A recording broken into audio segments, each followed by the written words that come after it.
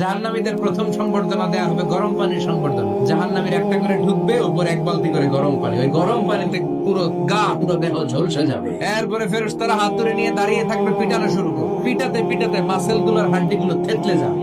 জাহান্নামের আগুনে জ্বলতে জ্বলতে যখন চামড়া গুলো গোশত গুলো ঝলসে যাবে, রব্বুল আলামিন নতুন করে চামড়ার গোশত গায়ের মধ্যে ফিট করে দিবে। ওই চামড়া গোশত আবার ঝলসাবে, আবার ফিট। আযাবটার মজা যেন ভালো করে টের পায়। যে মেয়েগুলো ওড়নায় গলা পেঁচিয়ে আত্মহত্যা, তারা জাহান্নামের রশিতে আর ওড়নায় খালি আত্মহত্যা করতেই থাকবে।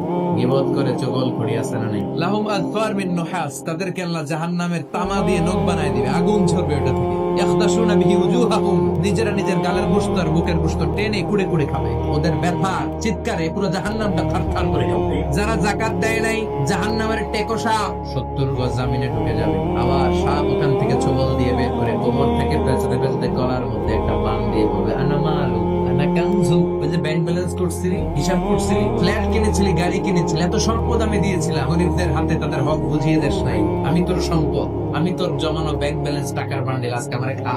আল্লাহ জাহান্নাম থেকে তুমি আমাদের বাঁচাও।